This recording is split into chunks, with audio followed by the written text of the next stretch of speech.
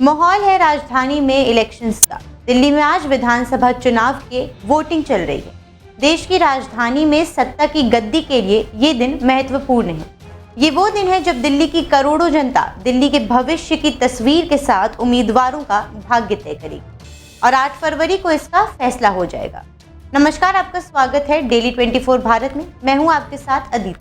इस बार की चुनावी लड़ाई भाजपा और आम आदमी पार्टी के बीच। वहीं कांग्रेस अपनी खोई हुई जमीन पर पकड़ बनाने की कोशिश में है। हालांकि एक समय था जब दिल्ली में सिर्फ कांग्रेस का ही बोलबाला था।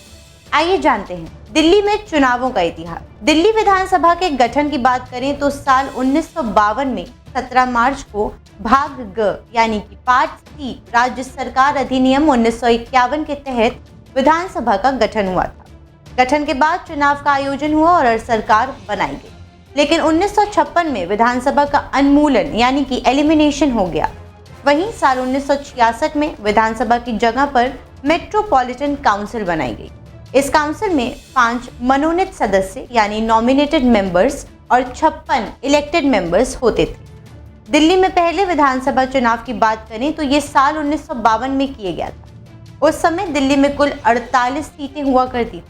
वहीं दिल्ली में सिर्फ कांग्रेस का ही बोलबाला था और भाजपा का अस्तित्व तक नहीं था।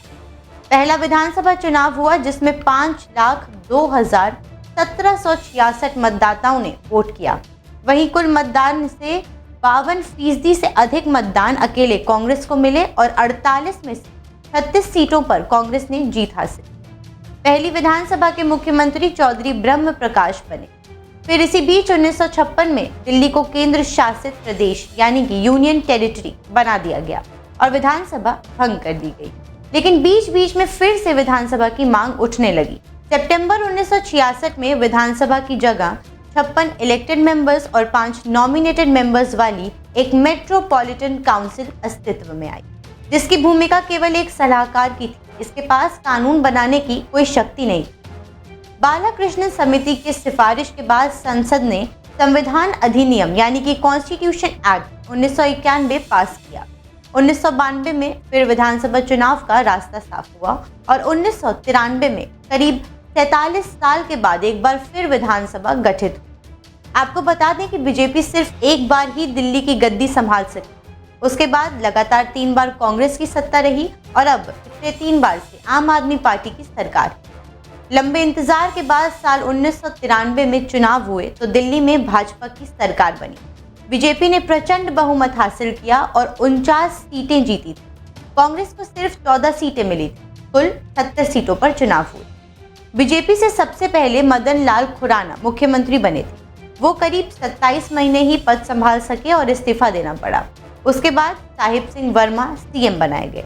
वो 31 महीने से ज्यादा समय तक मुख्यमंत्री रहे।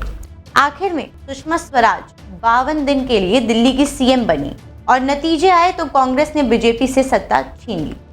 इसके बाद शीला दीक्षित की अगुवाई में 3 बार कांग्रेस ने विधानसभा चुनाव जीतकर दिल्ली में सरकार बनाई। उसके बाद कांग्रेस ने लगातार 2 चुनाव और 2003 और 2008 में भी जीत हासिल। शीला लगातार 3 बार दिल्ली की सीएम बनी। लेकिन 28 दिसंबर 2013 में चुनाव हुए तो अरविंद केजरीवाल की पार्टी आम आदमी पार्टी ने हर किसी को चौंका दिया। पहली बार चुनाव में उतरी आम आदमी पार्टी को 28 सीटें मिली, जबकि कांग्रेस सिर्फ 8 सीटों पर सिमट कर रह गई। बीजेपी ने सबसे ज्यादा 32 सीटें जीती। जेडीयू और शियत को 1-1 सीटें मिली।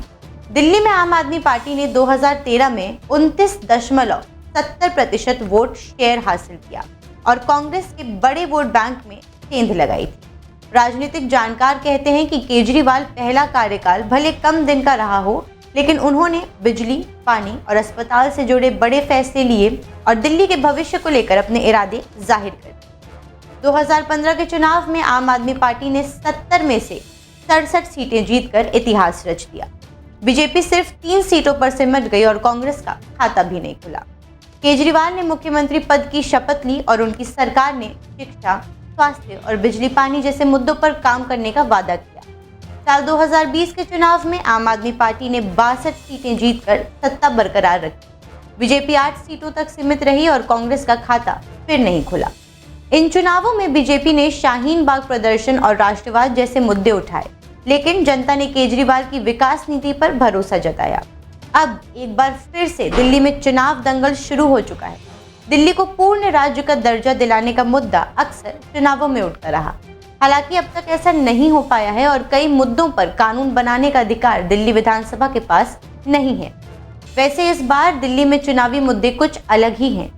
अब 2025 के चुनावों में ये देखना दिलचस्प होगा कि क्या बीजेपी वापसी कर पाएगी या आम आदमी पार्टी अपनी पकड़ बनाए रखेगी। फिलहाल के लिए इतना ही। आगे की जानकारी के लिए देखते रहें डेली 24 भारत।